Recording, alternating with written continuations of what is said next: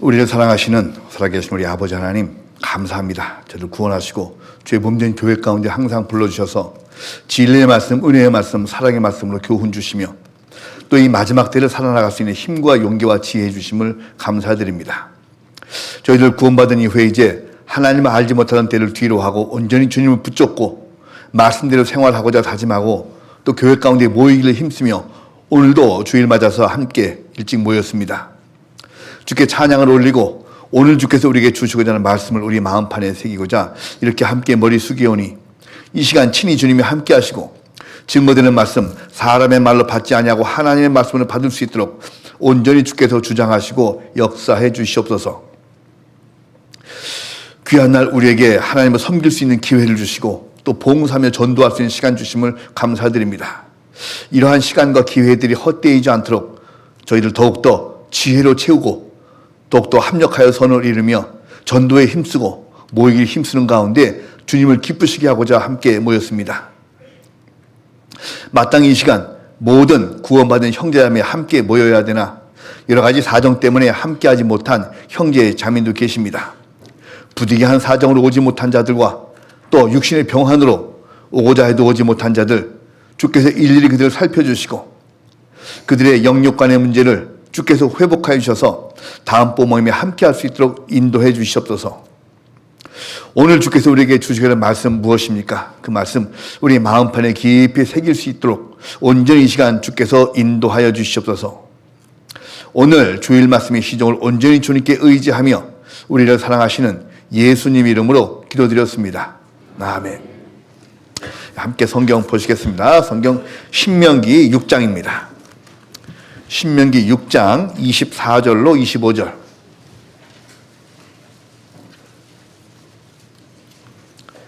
신명기 6장 24절로 25절입니다. 구약성경 272페이지쯤 있습니다. 신명기 6장 24절, 25절 두 절을 제가 천천히 읽어드리겠습니다. 여호와께서 우리에게 이 모든 규례를 지키라 명하셨으니 이는 우리로 우리의 하나님 여호와를 경외하며 항상 복을 누리게 하기 위하심이며 또 여호와께서 우리로 오늘날과 같이 생활하게 하려 하심이라. 우리가 그 명하신 대로 이 모든 명령을 우리 하나님 여호와 앞에서 삼가 지키면 그것이 곧 우리의 의로움이라 할지니라. 두 절을 읽어드렸습니다. 하여튼 무척 더운 여름이 오늘의 처서인데도 불구하고 또 이번 주 한 주간까지도 계속 지속될 것 같습니다. 하여튼 지금까지 익숙하게 더위 견뎌 오셨으니까 조금만 더 참으시면 될 것 같습니다. 그리스도인은 하나님께 큰 축복을 받은 사람입니다. 내가 구원받기 전에는 잘 알지 못했는데 받고 나서 말씀을 배워보면 배워볼수록 야, 내가 어떻게 이 큰 복을 받았는지 이것은 집에서 혼자 생각한다고 얻어지는 것이 아니라 교회 가운데 지속적으로 말씀을 듣고 함께 교제를 나누며 신앙의 간증들을 나눔을 통해서 내가 받은 구원의 축복이 얼마나 큰지를 점점 더 확인할 수가 있습니다. 그것이 교회의 큰 비밀 중에 하나입니다. 난 그냥 구원받으면 됐지 뭐 하는 많은 분들이 계신데 구원을 받자마자는 내가 받은 그 구원의 축복이 위력과 어떤 크기고 어떠한 큰 막강한 막대한 축복을 받았는지를 잘 모르게 되는데 신앙생활을 쭉 함께 해감을 통해서 또 우리가 이제 대부분 경험하신 것처럼 지난번 하계 수양회 때에 참여해 보시면 그 많은 분들이 그 더위를 막론하고 그 공주 수양관 한 곳에 모여서 매 차수마다 10,000명 이상, 보통 많을 때는 13,000명 정도가 모여서 이 말씀을 듣는다는 것이 일반적인 상식과 생각으로는 이해가 잘 되지 않는 부분인데 그렇게 이 봉사에 또 전도에 교제에 함께 참여하고 나면은 뭔가 좀 뿌듯한 기쁨과 내가 이번 하계상을 통해서 내 신앙도 많이 성장했군 하는 부분을 좀 느끼실 수 있었을 겁니다. 아니에요? 느끼셨습니다. 많이 듣는 부분과 또 많이 상담 때 듣는 이야기 중에 하나가 구원을 수년 전에 구원을 받고 나서 성장치 못한 분들이 이제 주로 말씀 시간에 상담을 하러 이렇게 와서 상담 쭉 하다 보면 제가 구원이 맞나 모르겠어요. 왜 그러십니까? 하여튼 열정도 식었고 이런 얘기를 쭉 합니다. 그래서 이야기를 쭉 하다 보면 구원은 받았지만 교제 모임과 교제에 열중한 적이 없었던 거예요. 박부경 떨어져 있던 거나 아니면 좀 죄송스러운 표현입니다만 구원받고 나서 주일만 참석하는 숨만 쉬는 그리스도인이었던 분들이 아무래도 마음에 좀 이렇게 찜찜해서 수양에 참석해서 그 내용을 다 털어놓습니다.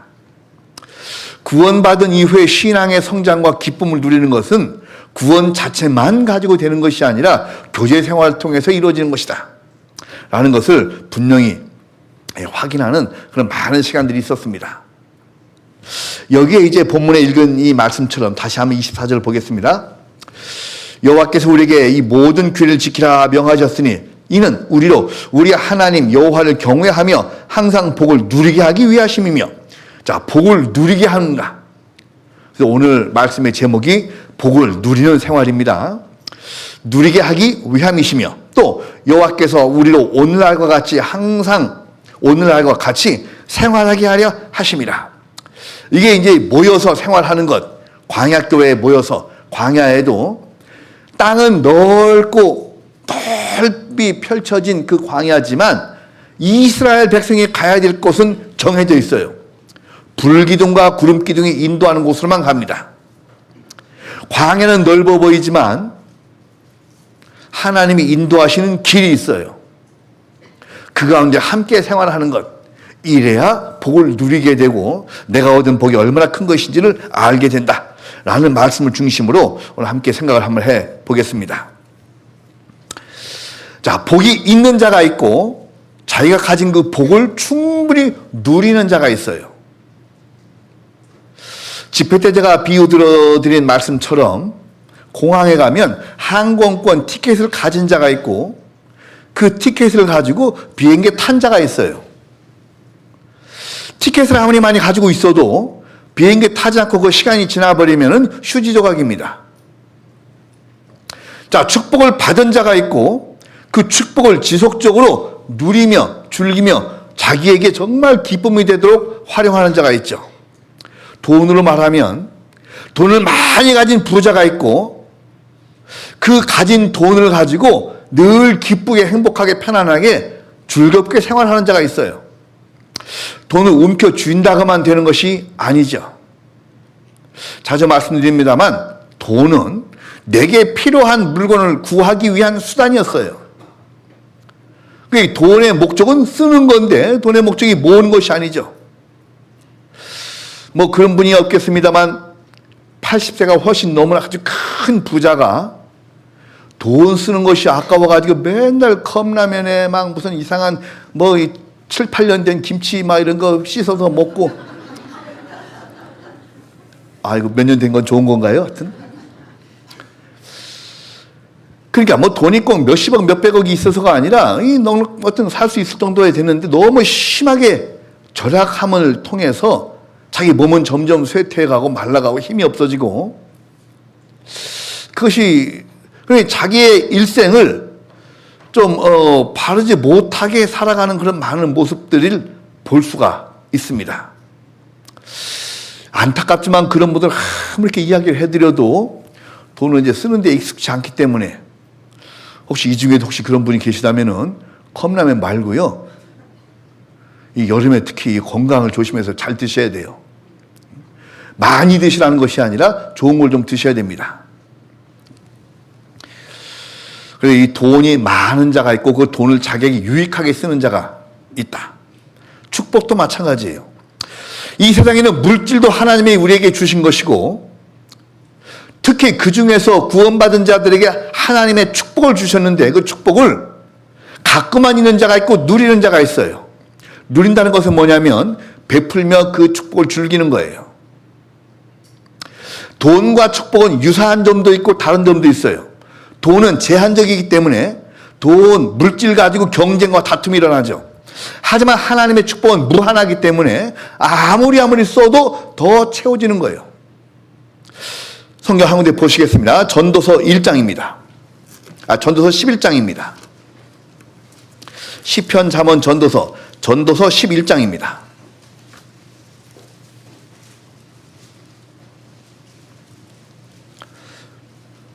전도서 11장 1절부터 4절까지를 제가 읽겠습니다.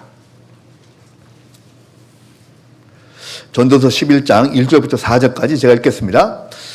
너는 내 식물을 물 위에 던지라. 여러 날 후에 도로 찾으리라. 7에게나 8에게나 나눠질지어다. 무슨 재앙이 땅에 임할는지 내가 알지 못함이니라. 구름에 비가 가득하면 땅에 쏟아지며 나무가 나무로나 북으로나 쓰러지면 그 쓰러진 곳에 그냥 있으리라. 풍세를 살펴보는 자는 파종하지 아니할 것이요 구름을 살펴보는 자는 거두지 아니하리라. 알듯 모르듯한 그런 말씀들이 있는데 1절에 나오는 식물은 풀을 뜻하는 것이 아니라 먹을 음식을 얘기합니다. 음식을 물에다가 버리라고? 이 물이라는 것은 이 세상을 상징하는데 우리의 물질과 우리의 축복과 이런 여러 것들, 복음을 세상에 이렇게 다 나눠줄지어다. 그러면 너희가 도로 찾으리라. 7에게나 8에게나 나눠줄지어다. 무슨 재앙이 땅에 임하는지 내가 알지 못함이라. 언제 하나님께서 이 땅에 재앙을 내릴지 모르기 때문에 우리가 갖고 있는 복음의 축복을 좀 나누어줘서 더욱더 풍성하게 할지어다. 그런데 그것을 나눠주면 반드시 도로 찾는다는 거죠. 이게 이제 이 세상에서의 물질과 하나님이 주신 축복의 차이입니다. 물질은 나눠주면 나눠줄수록 적어질 수가 있죠. 하지만 축복은 나눠주면 나눠줄수록 너희가 도로 찾을 것이고 더 오히려 큰 축복과 함께 할 것이다. 3절에 보면 구름에 비가 가득하면 땅에 쏟아지며 하나님의 재앙의 때가 임합니다. 마지막 심판의 때가 임하게 됩니다. 죄가 많으면 심판이 가까워집니다. 나무가 나무로나 불로나 쓰러지면 그 쓰러진 곳에 그냥 있으리라. 동물이 아닌 이상 나무는 쓰러지면 거기에 있을 수밖에 없어요. 사람이 하나님의 뜻에 거슬릴 수가 없다는 부분을 이야기를 합니다. 4절 풍세를 살펴보는 자는 파종하지 아니할 것이요 여기 이거 좋지 못하고 여기서 심어서 잘 되겠어? 아직 심을 때가 아니야. 이렇게 살펴만 보고 있는 자는 거두지 못합니다. 또 뒤에 구름을 살펴보는 자는 거두지 아니할 것이다.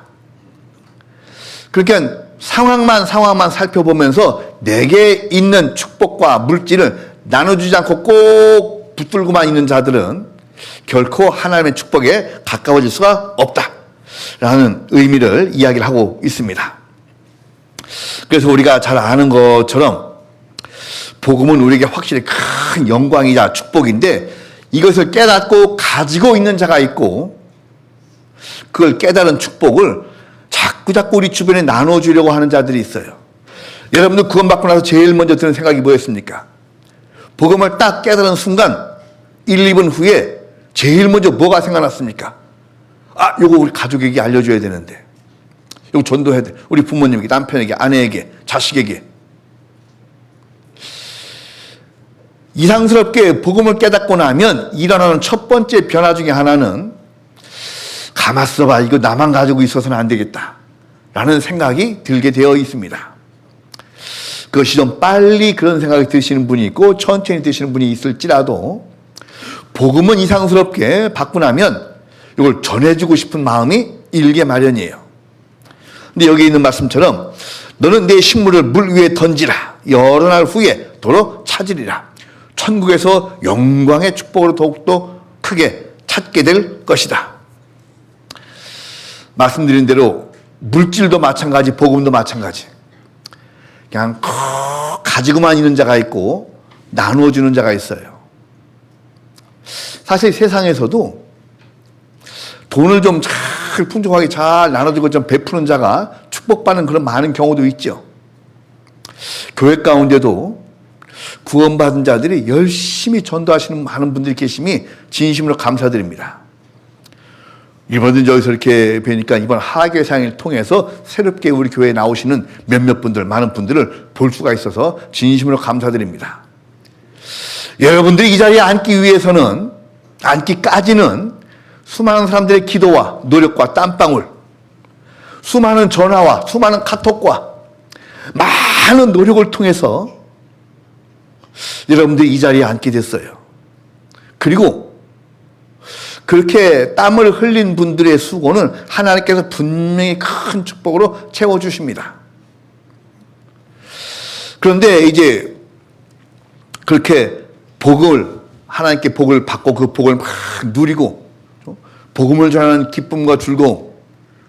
여러분 전도해 보신 분 느끼겠습니다만 전도하면은 비용도 많이 들고 시간도 많이 소비되고 땀도 많이 흘리게 되고 누구는 그러더라고요. 이 전도하면 살도 빠진대요. 돌아다니니까. 여기 살이 넉넉하신 분들, 저 같은 분들 전도하셔야 살 빠져요. 자, 그렇게 열심히 이렇게 수고하시는 분들이 있는가 하면 구원을 받고 나서 다 구원만 받은 분이 계셔요. 네? 구원만 받고 있는 분들. 여러분들 구원도 축복인데 그 축복을 누려야 되는 거예요. 누린다라는 것은 뭐냐면 충분히 맛보아 경험하는 것, 이게 누리는 거예요. 돈도 누리는 것이 뭐냐면 갖고 있는 것이 자랑이 아니라 그 돈을 가지고 자기에게 유익하게 활용하는 거예요. 이게 돈을 누리는 겁니다. 구원의 축복도 받고 나서 그 축복을 누리기 위해서는 여러 세계 나눠주고 그 복음으로 인한 기쁨을 자꾸 즐기는 것, 나누는 것. 이러면 더욱더 풍성해지는 것. 이것을 경험해 볼 것을 이야기를 하고 있습니다. 그러니까 이 성경에서 복은 물질이나 뭐 이런 것들을 많이 소유하는 것을 의미하는 것이 아니라 그것을 가지고 하나님과 가깝게 더 관계를 돈독히 하는 것. 내 복을 세상의 물질적인 축복을 쌓는 것에서만 치중하지 않고 하늘의 복을 쌓는 것에 치중하는 것. 그러면 이상스럽게 물질적으로도 축복이 쌓이게 마련이에요. 이제 요게 비밀이고 요게 이상한 거예요. 자주 말씀드린다만 세상의 물질은 제한되어 있고 사람은 많기 때문에 다툼이 일어나요.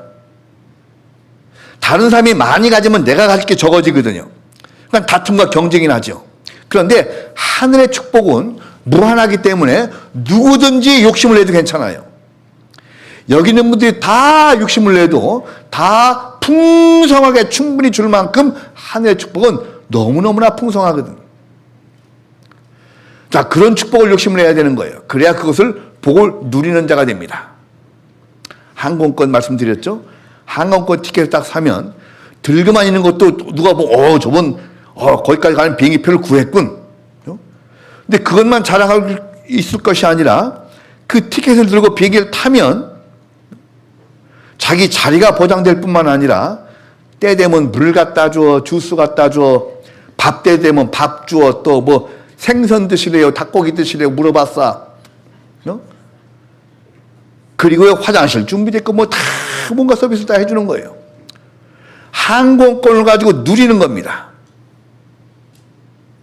천국의 티켓도 항공권보다 훨씬 몇 천만 배 더 귀한 천국의 티켓을 잡았어요. 그럼 천국의 티켓을 가지고 누려야 될 거 아니에요. 세상에서도 누리고 세상에서 그 천국의 티켓을 가지고 누리면 충분히 천국에서도 축복이 쌓이게 되는 것. 이게 이제 하나님이 주신 축복을 누리게 되는 그런 귀한 과정입니다. 그래서 우리는 세상에서 얻은 물질적인 축복뿐만 아니라 하나님이 주신 이 구원의 축복을 가지고 두 개를 가지고 누리는 삶을 살면서 하나님과 더욱더 돈독한 관계가 유지되는 것. 이것이 우리에겐 참된 축복이에요. 물질, 돈으로도 죄와 가까워지는 사람이 있고 그 돈 가지고 하나님과 가까워지는 사람이 있어요. 구원받은 이후에도 물질을 가지고 점점 세상 가운데로 치우칠 수 있는 사람들도 있고, 구원받은 이후에 물질을 가지고 점점 하나님과 관계가 더 돈독해지고 하나님과 더 좋게 지내는 과정도 있을 수가 있어요. 자, 우리는 어느 길을 택해야 될까? 이런 부분들을 한번 생각해 볼 필요가 있습니다. 성경 로마서 1장도 한번 보시겠습니다. 로마서 5장입니다. 로마서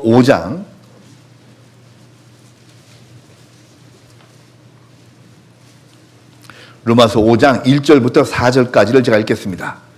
로마서 5장 1절부터 4절 245페이지 신약 로마서 5장 1절부터 4절까지를 제가 읽겠습니다. 그러므로 우리가 믿음으로 의롭다 하심을 얻었은즉 우리 주 예수 그리스도로 말미암아 하나님으로 더불어 화평을 누리자. 하나님과 돈독한 화평을 누리자라고 되어 있습니다. 또한 그로 말미암아 우리가 믿음으로 서 있는 이 은혜를 들어감을 얻었으며 하나님의 영광을 바라고 즐거워하느니라. 다만 이뿐 아니라 우리가 환난 중에도 즐거워하나니 이는 환난은 인내를, 인내는 연단을, 연단은 소망을 이루는 줄 알미로다. 소망이 부끄럽게 아니함은 우리에게 주신 성령으로 말미암아 하나님의 사랑이 우리 마음에 부은 바 됨이니. 자, 환난이 인내를 이끌어오고 인내가 연단을 통해서 우리의 소망이 더욱더 견고해진다. 근데 이런 부분이 우리가 하나님과 더불어 화평을 누리는 그리스도인이 되는 거예요. 여러분, 신앙생활은 나에게 또 다른 주어진 짐이 아니라 신앙생활은 새롭게 시작된 나의 큰 특권이에요. 자, 하나님의 축복으로 이 남은 세상을 살 수 있다는 큰 특권입니다. 하늘 시민권을 갖고 이 세상을 살아나갈 수 있는 특권을 얻은 거예요. 그러니까 이 주님 안에서, 교회 안에서 여러분 항상 즐거움과 기쁨과 소망 가운데 있어야 돼요. 제가 이제 이 광양교회에 온 지 이제 8개월이 거의 다 지나가고 있는데, 처음에 제가 와서 여러분에게 말씀드릴 때 신앙생활은 슬픈 거라고 그랬어요? 즐거운 거라고 그랬어요? 즐거운 거예요. 예, 기쁜 거예요. 신앙생활은 이러고 있으라고 그랬어요? 이러고 있으라고 그랬어요? 왜 기쁜 거예요? 이게 누리는 거예요. 아니, 구원받아 천국의 소망을 얻었는데 뭐가 이렇게 낙심할 게 있어요? 늘 기쁘고 항상 즐거라고 막 전화도 왔었고 막 뭐 카톡도 오고 기뻐 즐기라. 신앙생활은 즐거운 거예요. 짜증을 내어서 무엇하나라는 옛날에 무슨 노래도 있었던 것 같은데, 기쁜 것, 누리는 것. 자, 여기에서 많은 초대교회 그리스도인들 뿐만 아니라 구약시대에 하나님과 함께했던 사도들의 어떤 그런 삶을 보면 세상적인 시각에서 바라보면 그들은 다 힘든 일생을 보냈어요. 하지만 그들이 정말 힘들고 막 짜증내고 막 힘들어하면서 울면서 지냈나? 이게 아닌 거예요. 그렇게 힘든 하나님의 일을 하면서 그들은 늘 즐거워했고, 사도 바울은 감옥에 갇혀서 찬양을 했대요. 그렇지 않습니까? 수많은 예수님의 제자들과 그 당시에 이 초대교회 그리스도인들, 그 모진 고난 가운데서도 즐거워했던 것은 그들이 붙잡고 있는 소망이에요. 소망의 힘, 소망의 힘, 천국 소망의 힘.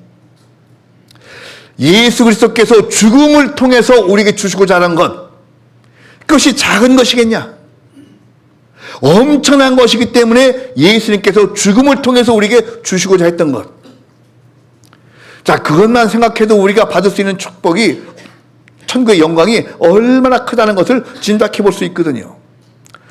그래서 그들은 현실의 삶을 그렇게 탁 던져서 기쁨으로 헌신할 수가 있었던 거예요.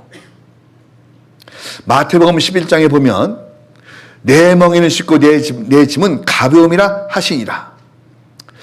자, 구원받은 것이 멍에인데 그것이 좀 이상하죠. 이 세상에서 멍에 그러면 힘들고 어려운 짐을 상징합니다. 멍에를 맸다. 무거운 짐을 짊어졌다. 가장이라는 멍에를 짊어졌다. 내가 무슨 큰 집안 맏며느리라는 멍에를 지었다. 우리에게 힘든 단어에, 힘든 경우에 주로 쓰는 것이 멍에잖아요. 근데 하나님께서 말씀하시기를, 예수님께서 내 멍에는 쉽고 내 짐은 가벼움이라 하시니라. 예수님께서 우리에게 오신 것 자체도 멍에라는 거예요. 근데 그 멍에가 힘들고 무겁다고요? 가볍고 쉽다고요? 가볍고 쉽다. 큰 대기업 총수의 상속권자라는 멍에, 큰 대기업의 상속권자다라는 그것도 일종의 멍에인데 막 싫어 죽겠습니까? 기쁩니까? 기쁜 거예요. 기쁘지만 사명도 있죠. 그 기업을 물려받아서 그 기업을 잘 이끌어가야 될 사명도 있어요. 하지만 결국 그 대기업 그 자체가 내 거다라는 기쁨의 멍에일 수도 있습니다. 왜 여러분들 구원받아서 아이고 괜히 내가 일찍 구원받아가지고 이것도 못하고 저것도 못하고 여기도 못 가보고 저기도 못 가보고 이럴 것이 아니라 내가 일찍 구원받아서 이것도 할 수 있고 저것도 할 수 있고 하나님의 영광도 볼 수 있고 천국의 영광의 면류가 넣어줄 수 있고 할 수 있는 것이 훨씬 더 많아요. 그런 부분을 생각해야 나의 소망과 신앙생활에서의 기쁨을 내가 누릴 수 있게 되는 거지.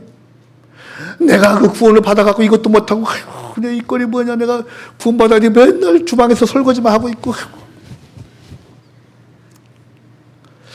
내가 설거지를 깨끗이 하고 음식을 맛있게 만들어서 성도들이 먹고 오늘 진짜 요 간이 딱 맞고 맛있네, 이 소리를 들을 때의 그 기쁨, 내가 수고한 수고를 통해서 많은 형제자매들이 기쁨을 얻고 더욱더 교회에 오고 싶은 교회가 되고, 여러분 오늘 교회 아침에 오실 때 막 오고 싶어서 왔어요. 오기 싫어 죽겠는 거 왔어요.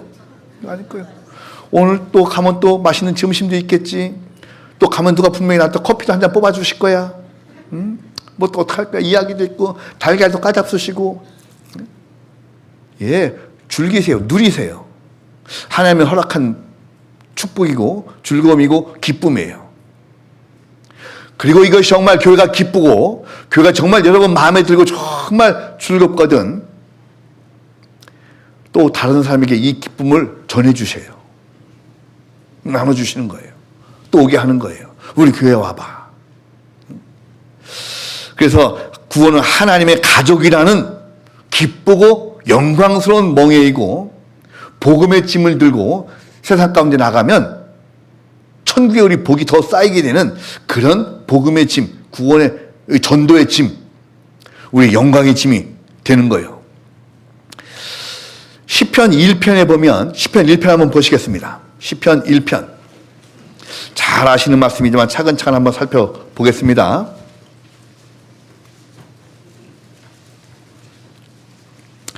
시편 1편 1절로 3절까지만 읽겠습니다. 시편 1편 1절로 3절. 시편 1편 1절. 복 있는 사람은 악인의 꾀를 좇지 아니하며 죄인의 길에 서지 아니하며 오만한 자의 자리에 앉지 아니하고 오직 여호와의 율법을 즐거워하여 그 율법을 주야로 묵상하는 자로다. 3절 한 절만 같이 한번 읽어보겠습니다. 저는 시냇가에 심은 나무가 시절을 쫓아 과실을 맺으며 그 잎사귀가 마르지 아니함 같으니 그 행사가 다 형통하리로다. 이 나무가 많은 과실을 맺는 이유는 그 뿌리를 시냇가에 쭉 뻗쳤기 때문이에요. 여러분, 이 식물의 원리와 식물의 열매 맺는 그 원리를 가만히 보면, 구원받은 자가 어떻게 교회 가운데 심겨져야 되는지를 아주 금방 알 수 있습니다. 이 나무가 많은 과실을 맺게 된 이유는 시냇가에 심겨져 있기 때문이에요. 자, 화분에 심긴 식물보다 시냇가에, 호숫가에, 연못가에 심기운 나무가 더 풍성해지고 줄기도 굵어지고 더 많은 열매를 맺는데, 그 이유는 자, 뿌리에서 수분과 양분을 흡수해서 그것을 꽃 피우고 열매를 맺게 되는 겁니다. 열매라는 것은 뿌리로부터 시작되는 거예요. 근데 그 뿌리가 마른 땅에 뿌리 내리지 않고 연못에, 물가에, 시냇가에 심겼기 때문에 이 풍부한 수자원을 통해서 물과 양분이 함께 쭉 흡수되기 때문에, 그러니까 열매는 뿌리로부터 시작되는 거예요. 구원의 축복을 받은 자들도 교회 가운데 심기어져 있어야만, 말씀이 풍성한 곳에 심겨 있으면서 그 말씀과 함께 많은 양분을 쭉 소화해내야만 신앙의 열매가 맺히는 거예요. 전도의 열매, 성령의 열매, 신앙의 열매, 생활의 개선의 열매, 교제의 열매 맺히는 거예요. 자, 열매는 뿌리로부터 시작된다. 그 뿌리가 어디에 뿌리 내리느냐에 따라서 달라진다. 예레미야 17장도 한번 잠깐 보시겠습니다. 예레미야 17장 8절. 예레미야 17장 8절입니다. 예레미야 17장 8절. 예레미야 17장 8절을 천천히 한번 같이 읽어보시겠습니다. 그는 물가에 심기운 나무가 그 뿌리를 강변에 뻗치고 더위가 올지라도 두려워 아니하며 그 잎이 청청하며 가무는 해도 걱정이 없고 결실이 그치지 아니함 같으니라. 이 뿌리도 물가에 심겨 있기 때문에 그 나무로서의 영광을 누리는 거예요. 자, 과일나무는 과일을 많이 맺혀야 보람이 있고 그 나무로서의 영광과 자격을 누리는 거예요.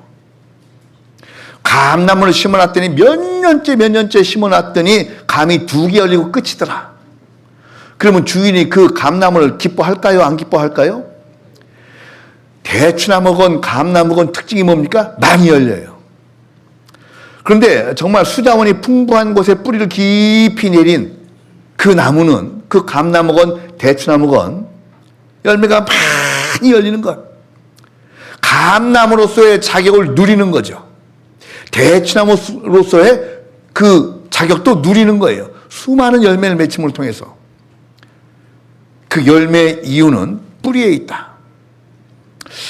그래서 이 그리스도인 구원받은 자들도 내가 얼마만큼 교회에 뿌리를 내리고 심겨 있느냐에 따라서 그 구원의 열매가 좌우됩니다. 내가 그냥 그야말로 구원만 받은 상태로 오가기만 하는지, 정말 내가 얻은 구원에 대해서 깊이 생각을 해보고 이 구원의 축복이 얼마나 막대한 것인지를, 하나님께서 나에게 이 구원의 축복을 주기 위해서 창세 전서부터 땀 흘리고 노력한, 많이 생각한 이 결과, 이거를 내가 21세기에 와서 이걸 다 얻었는데 이것을 그냥 그대로 가지고만 있을 것인지, 정말 이 축복을 내가 누릴 것인지. 누린다는 것은 자기 자신으로도 영광이고 수많은 열매를 통해서 천국에서의 상급의 열매가 크게 번성할 수 있는 그런 기회 가운데 우리가 있는 거예요. 여러분들 교회에 얼마나 뿌리 내리셨습니까? 교회와 여러분이 얼마나 관계가 밀접하고 여러분의 생활과 여러분의 삶에서, 여러분의 일상에서 교회가 차지하는 비율이 얼마나 됩니까? 자, 물론 가정생활 중요합니다. 가정생활을 유지하기 위해서는 직장생활을 열심히 해야 됩니다. 직장이 없이 가정주부로서 집을 딱 이렇게 안정되게 관리하는 것, 이것도 아주 중요합니다.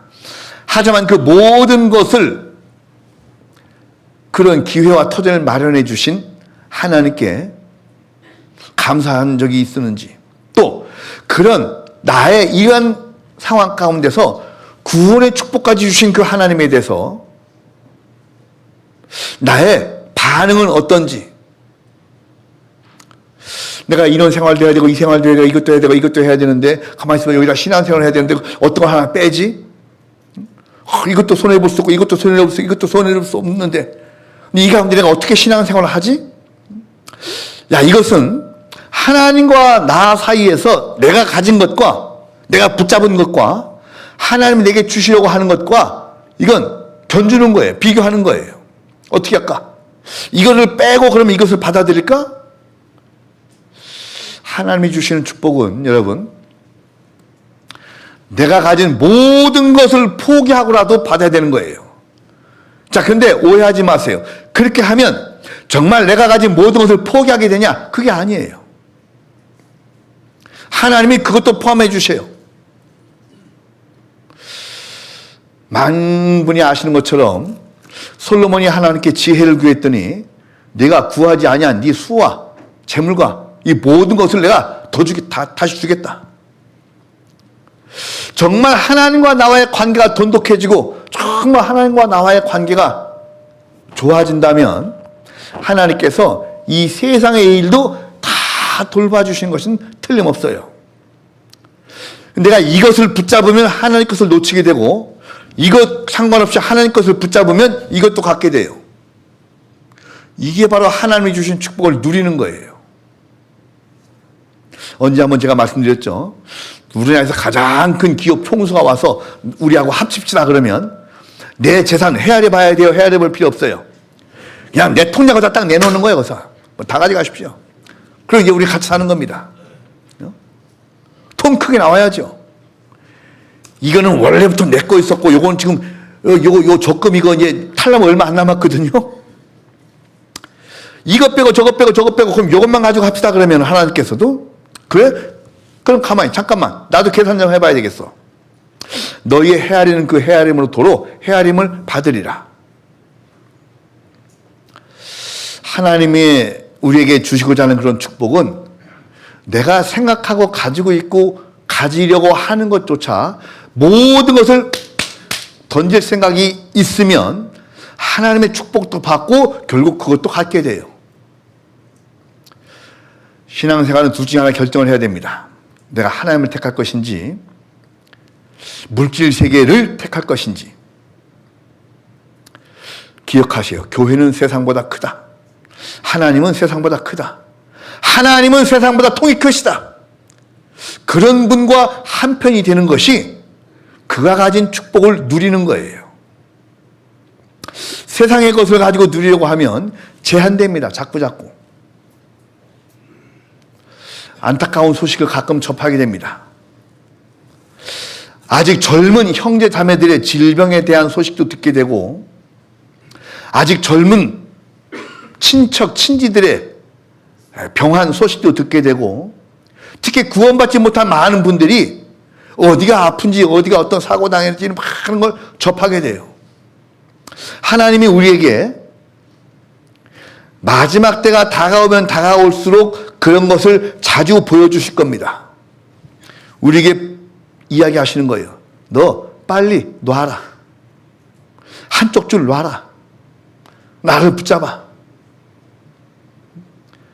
나와 함께 복을 누리는 것이 나를 포기하고 누리는 복보다 몇 천만 배 크단다. 이야기를 하는 거예요. 여러분 이 서커스 요새 서커스 잘 안 합니다. 명절 때가 되면 가끔 TV에서 하는데 무슨 뭐 러시아 서커스단, 중국 서커스단, 뭐 우리나라도 막 동춘 서커스 이런 거 아셔요? 서커스에서 빠지지 않고 나오는 것이 줄타기예요. 줄타기, 왜 줄타기 서커스를 하는데 그 줄타기 할 때 보면 그 줄 타는 그 사람이 줄을 두 줄 붙잡고 있어요? 한 줄 타고 있어요? 그 왜 한 줄 탈까? 왜 한 줄 탈까 생각해요. 두 줄 타면 좀 더 안전하지 않을까? 절대 아니랍니다. 사람의 이 골반의 뼈가 이게 움직이기 때문에 두 줄을 타면은요, 항상 사람은 오른쪽, 왼쪽이 균형 맞추기가 쉽지 않아요. 한쪽이 더 세게 마련입니다. 균형을 더 못 잡는 되는 거예요. 한 줄을 잡아야 양쪽 무슨 역기 같은 거 이렇게 들고 하잖아요. 이렇게 무게추 맞추는 거. 그래야 중심이, 초점이 딱 맞아지는 거예요. 한 줄 타는 것이 안전하다. 두 집 살림 편해요, 안 편해요? 두 집 살림 사시는 분이 이 중에 안 계시겠습니다. 두 집 살림 하려면은요, 엄청 복잡합니다. 여기 가서는 이 집 거짓말 해야지, 여기 가서는 이 집 거짓말 해야지, 막. 내가 여기서 이 얘기 했던가 안 했던가 막 했던 얘기 또 하는 것 같고 막. 예? 한 집 살이가 좋은 거 편한 거예요. 예? 구조대원이 구명 밧줄 내려보낼 때 두 줄 내려보낼까요? 한 줄 내려보낼까요? 두 줄이 딱 내려오면 가서 어느 것을 잡을까요? 이거 헷갈리는 거예요. 위기에서 사람을 구해낼 때도 한 줄 딱 내려오는 거예요. 그거 왜? 그것만 잡아야 되니까. 내가 곧 길이요 진리요 생명이니 나로 말미암지 않고는 아버지께로 올 자가 없느니라. 다른 방법 없다. 예수 그리스도 한 분밖에 없다. 이래야지. 이래야 진리지. 불교에 있는 사람은 이걸 이래서 천국 가고, 기독교에 있는 사람은 이래서 천국 가고, 이슬람에 있는 사람은 이래서 천국 가고, 수많은 길이 있다 그러면은 이건 진리가 아닌 거예요. 축복도 여러분, 하나님을 붙잡으면 세상을 잃어버리는 것이 아닙니다. 세상도 갖게 되는 거예요. 세상을 붙잡으면 세상만 갖게 되는데 더욱더 경쟁과 다툼과 고통이 심해질 뿐입니다. 하나님의 자녀가 됐으면 하나님의 자녀의 권세를 누리는 거예요. 이게 우리에게 주어진 축복이자 길입니다. 성경 한 군데 또 보시겠습니다. 요한복음 12장.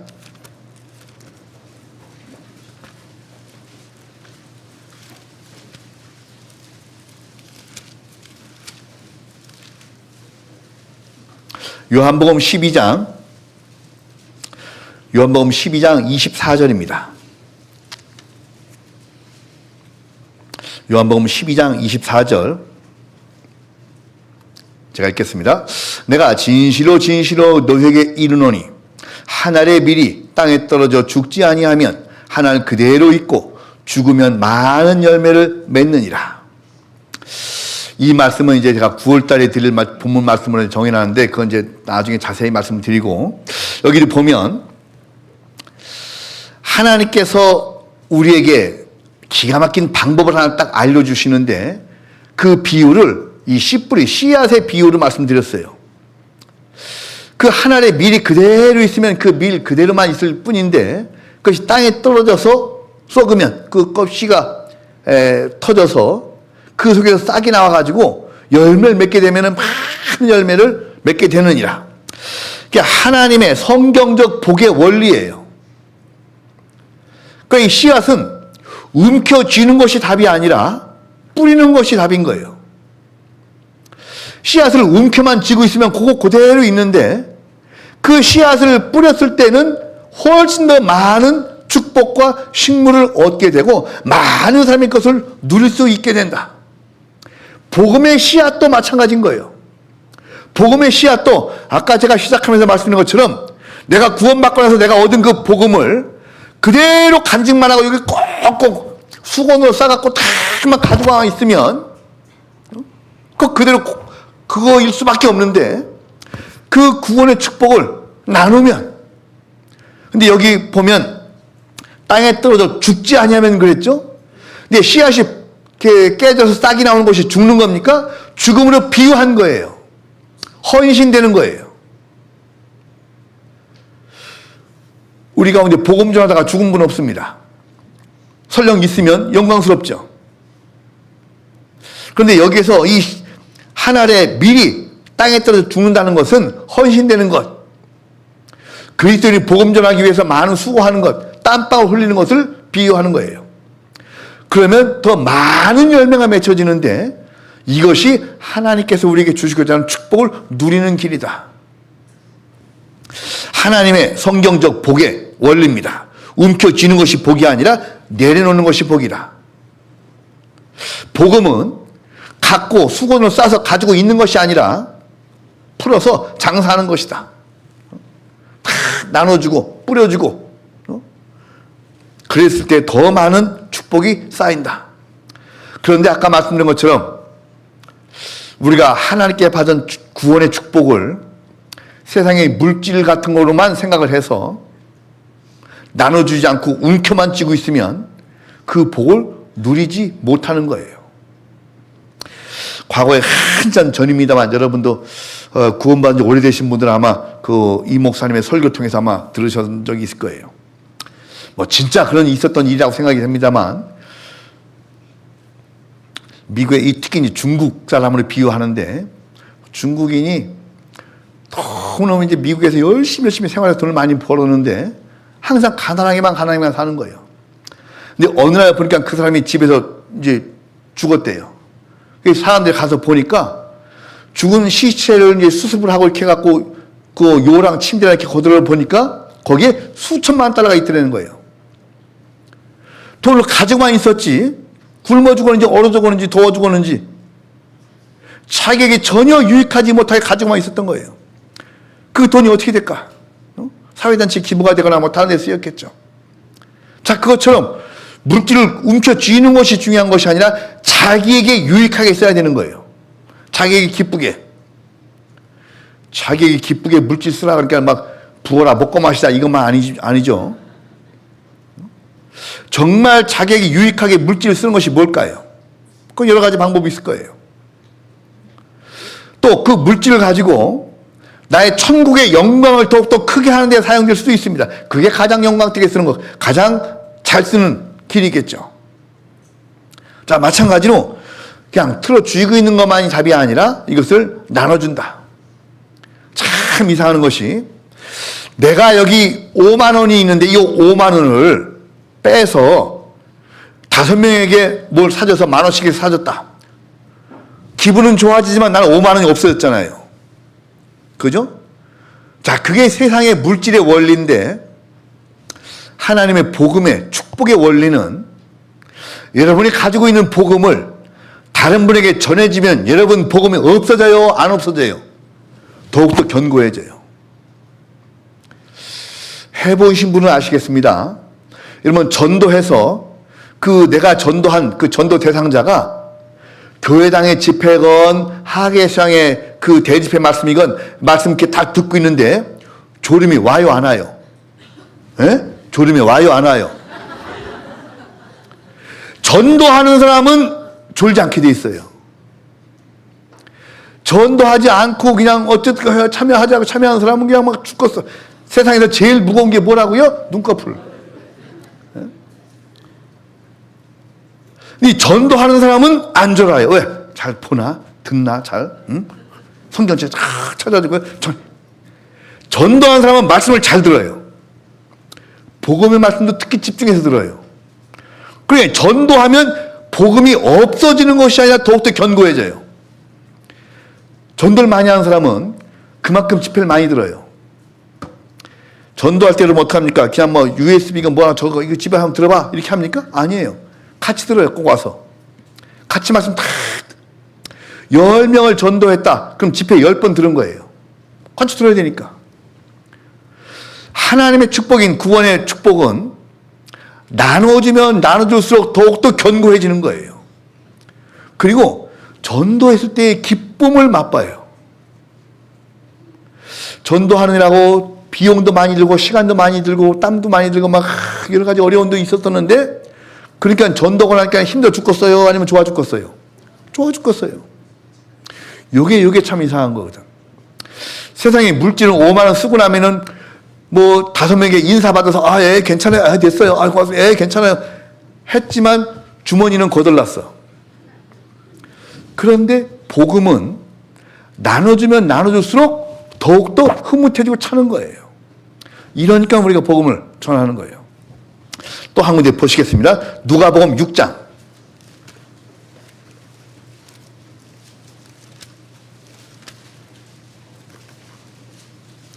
누가복음 6장 38절입니다. 누가복음 6장 38절입니다. 38절, 누가복음 6장 38절 제가 천천히 읽겠습니다. 주라 그리하면 너에게 줄 것이니 곧 후이 되어 누르고 흔들어 넘치도록 하여 너에게 안겨주리라. 너희의 헤아리는 그 헤아림으로 너희도 헤아림을 도로 받을 것이니라. 자, 주라, 나눠주라. 물질이건 재물이건 복음이건 나눠주고 나눠주는 주는 기쁨을 누려봐라.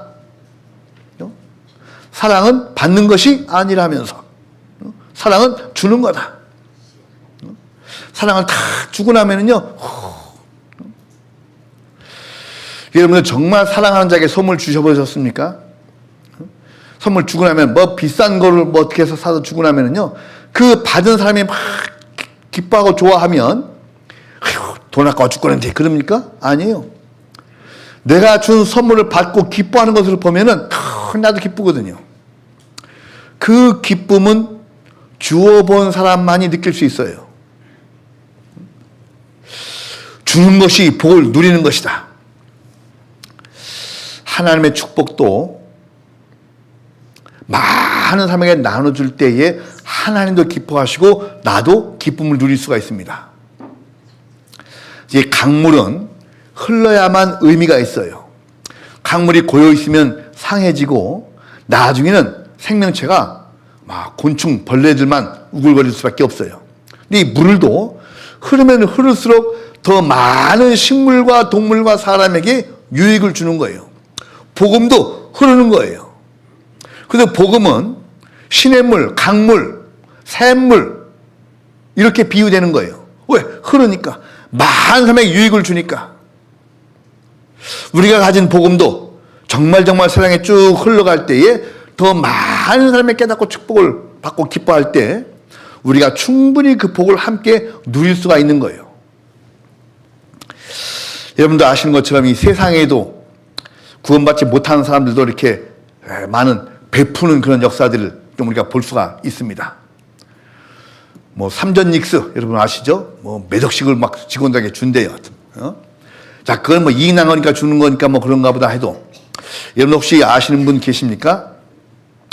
부영 같은 그런 회사가 하나가 있는데 거기에 제가 아는 회장이 있어요.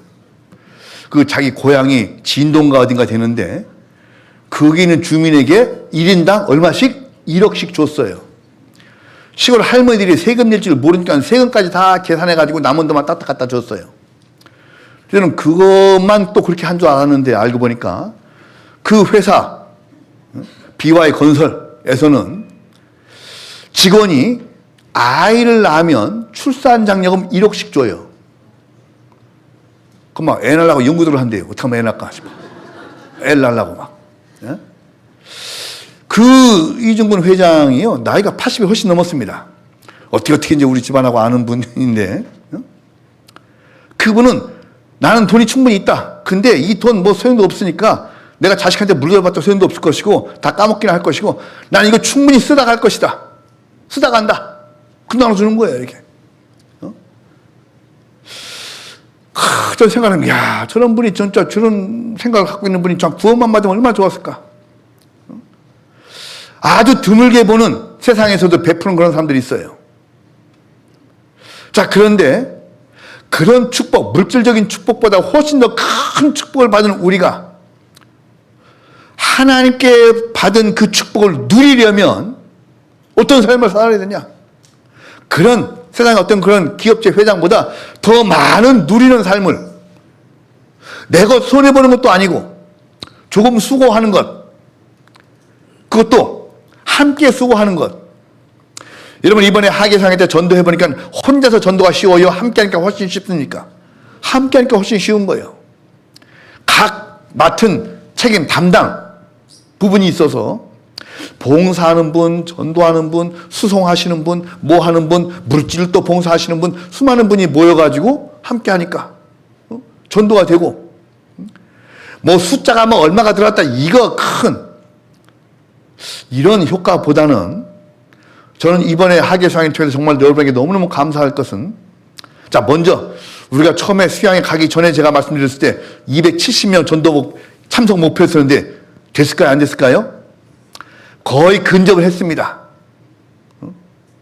조금 못 미치긴 했습니다만 뭐 전도 목표도 조금 못 미치긴 했습니다만요. 전 너무너무 기뻤던 것이 함께 참석했던 그 분들을 대부분 전화 또 신목사님이 계속 상담을 한 번씩 다 했고 또 기대 이상의 결과가 나온 것 그건 너무너무 감사할 일이에요.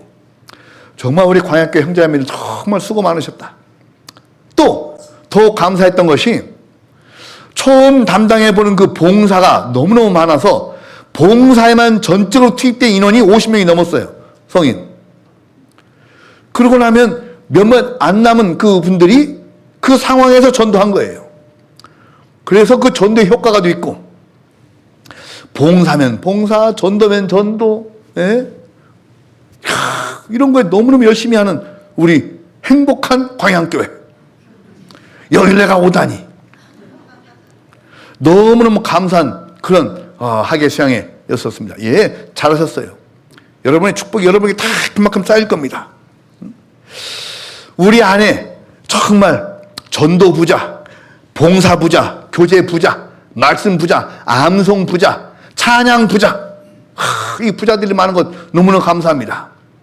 찬양을 아무리 잘해도요, 혼자 집에서 문 꼭 닫아놓고 하면 뭔 소용이 있어요? 죽으라고 연습해가지고요, 못 외울까봐 싶어서 막 핸드폰에서 막 녹음해서 듣고 막 문 꼭 닫아놓고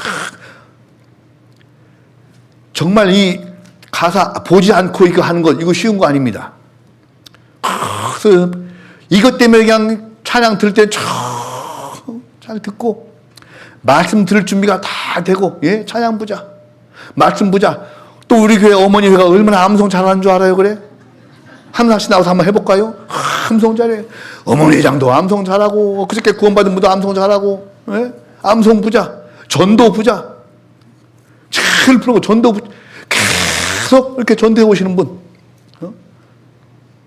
야, 이 광양교회 풍성한 이 부자 교회다.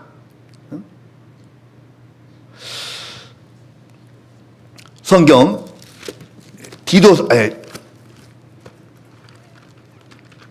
다니엘서 보시겠습니다. 갑자기 다니엘서가 생각이 안 나. 다니엘서 12장입니다.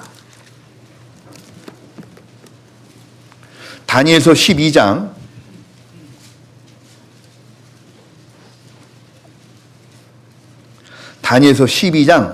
2절 3절입니다. 구약성경 1255페이지쯤 있습니다. 다니엘서 12장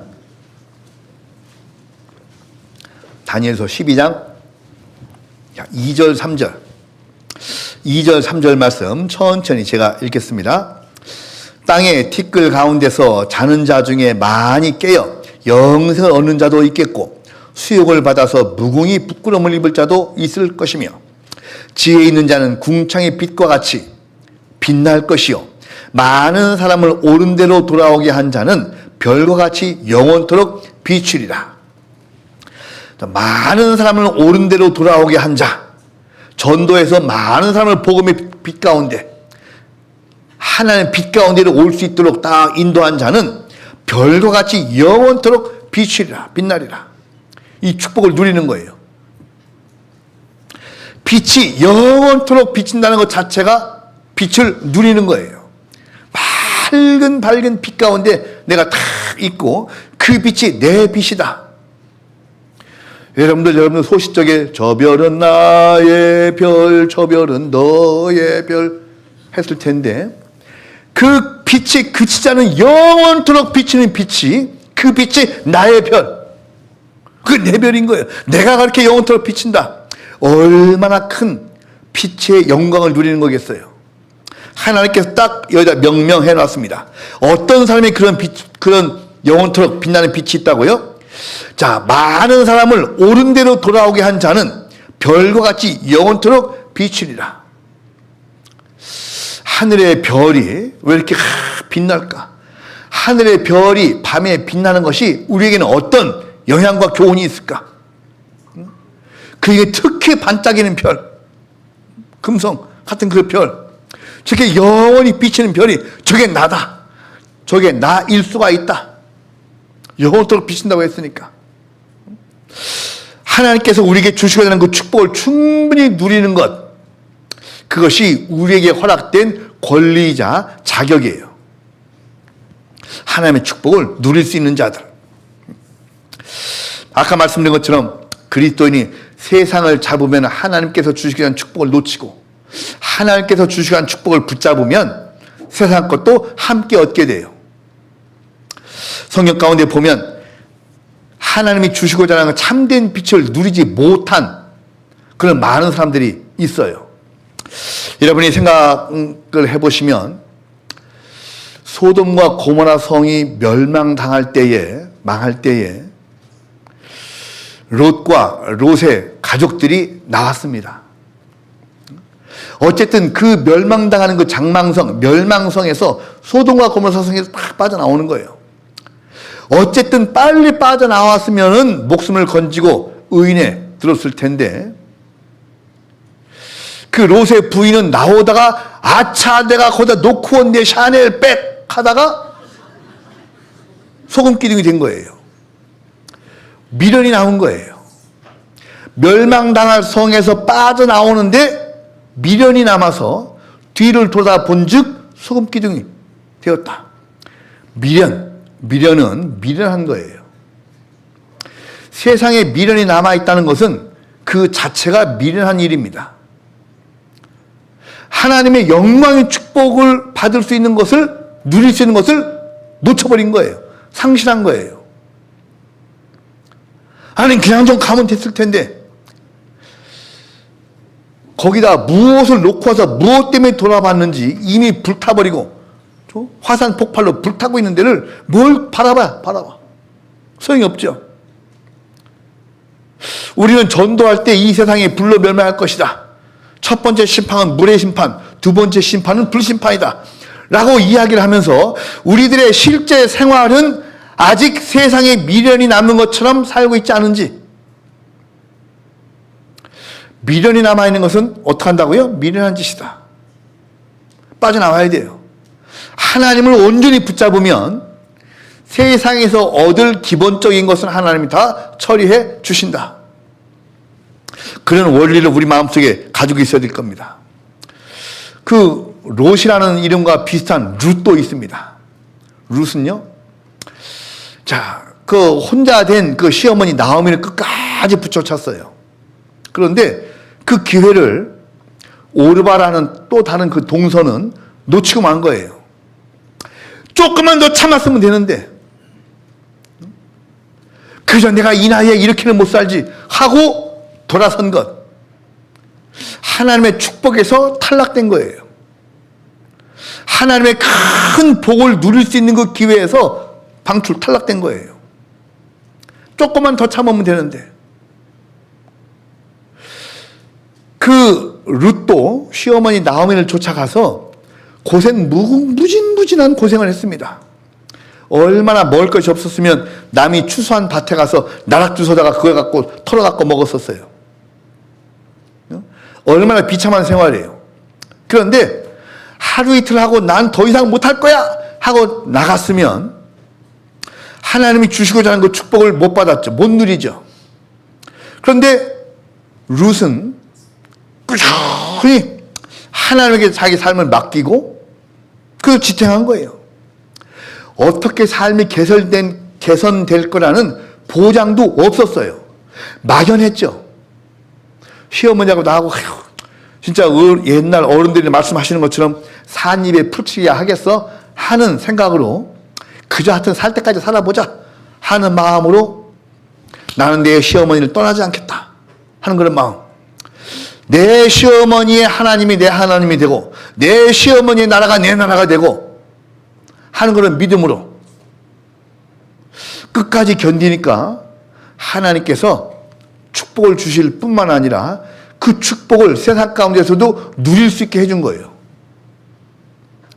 룻은 그 당시에 가장 큰 부호인 보아스의 남편, 고부의 부인이 됩니다. 남편 보아스의 이 부인이 되는 세상적 축복도 얻은 거예요. 그리고 다윗의 증조모가 되는 축복도 얻은 거죠. 그 축복을 누리는 거예요. 뭘 통해서? 인내를 통해서. 근데 이에 반해서 마태복음 19장에 보면 어떤 젊은 청년이 예수를 만났어요. 그거 한번 보시겠습니다. 마태복음 19장.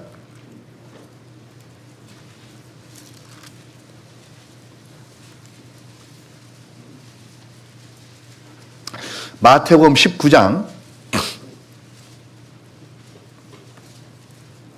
마태복음 19장 16절입니다. 마태복음 19장 16절. 마태복음 19장 16절 제가 읽겠습니다. 어떤 사람이 주께 와서 가로되 선생님이여 내가 무슨 선한 일을 하여야 영생을 얻으리까 하고 물어봤던 어떤 젊은 청년이 있습니다. 근데 그 청년에게 이제 예수님께서 율법에 대한 얘기를 쭉 해주십니다. 20절 가보겠습니다. 그 청년이 가로되 이 모든 것을 내가 지켰사오니 아직도 무엇이 부족하니까? 예수께서 가라사대 내가 온전하고자 할진대 가서 내 소유를 팔아 가난한 자를 주라. 그리하면 하늘에서 보화가 내게 있으리라. 그리고 와서 나를 좇으라 하시니, 요 이야기를 한 거예요. 자, 너 가지고 있는 그 돈, 네 재물 다 하여튼 너 이웃에게 나눠줘. 그러면 하늘에서 보화가 쌓일 거야. 그리고 너 나 따라와. 내가 또 할 일 또 알려줄게. 이 이야기를 하니까 22절. 그 청년이 재물이 많음으로 이 말씀을 듣고 근심하며 가니라. 재물이 많아서 이거 가만히 있어봐. 이걸 다 주라고? 이걸 내가 어떻게 모은 건데? 이게 우리 아버지가 물려준 재산인데 이걸 내가 어떻게 놓고 가? 가만히 있어봐. 내가 그렇게는 못하지. 하고 근심하며 가니라. 여기를 보면 22절에 보면 이 말씀을 듣고 근심하며 가니라. 싫어.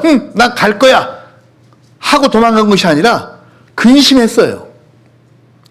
이 근심이 뭡니까? 오락가락한 거예요. 가만히 있어봐. 가만히 있어. 이거 어떻게 해야 되지? 괴로운 거예요.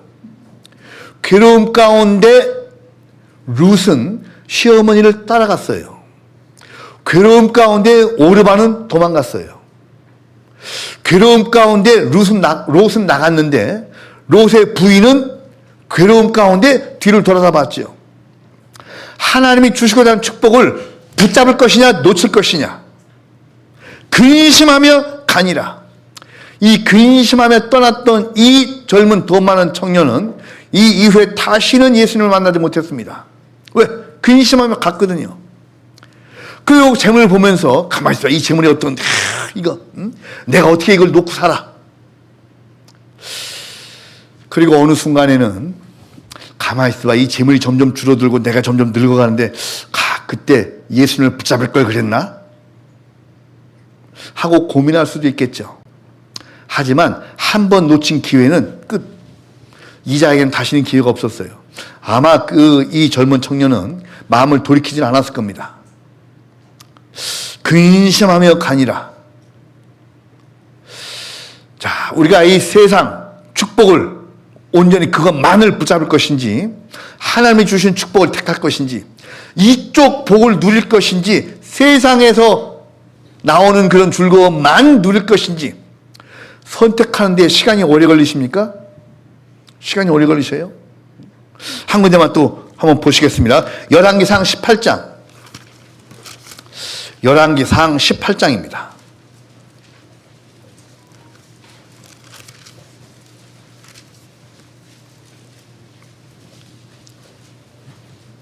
열왕기상 18장에는 이 엘리야 선지자가 바알 선지자, 아세라 선지자들과 대결하는 부분이 나오는데 그 대결하기 직전에 엘리야가 백성들에게 이야기를 합니다. 열왕기상 18장 21절. 18장 21절입니다. 엘리야가 모든 백성에게 가까이 나아가 이르되 너희가 어느 때까지 두 사이에서 머뭇머뭇하려느냐? 여호와가 만일 하나님이면 그를 좇고 바알이 만일 하나님이면 그를 좇을지라 하니 백성이 한 말도 대답지 아니하는지라. 이 엘리야가 이 백성들, 이스라엘 백성들 앞에 얘기를 하는 거예요. 너는 여호와 하나님을 택할 것인지 바알 선지자를 택할 것인지 어떻게 할 거냐? 라고 이야기를 하니까 여호와를 택합니다 라고 말해야 되는데 이때 이 많은 타락한 이스라엘 백성들이 우왕좌왕하면서 한마디도 대답하지 아니하는지라. 이 구절이요 구약 성경 가운데 가장 안타까운 성경 구절 가운데 하나일 겁니다. 왜 이 당시에 이스라엘 백성들은 엘리야가 하나님의 여호와 하나님의 말씀을 선포할 때에 여호와와 바알신 사이에서 선택을 머뭇머뭇하고 있었을까? 왜 선택하지 못했을까? 아마 바알신을 섬기는 그런 나라들이 잘 먹고 잘 사는 걸 보고 야, 뭐 저것도 괜찮은데? 라고 생각했는지 그쪽을 선택하는 것이 보이지 않는 하나님을 택하는 것보다 나을지도 몰라 하는지 또 이들이요 무조건 우리는 바알을 섬기겠습니다 한 것도 아니에요. 여호와를 섬기겠습니다 한 것도 아니고 바알을 섬기겠습니다 한 것도 아니에요. 머뭇머뭇한 거예요. 한마디도 대답 안 했다고 그랬어요.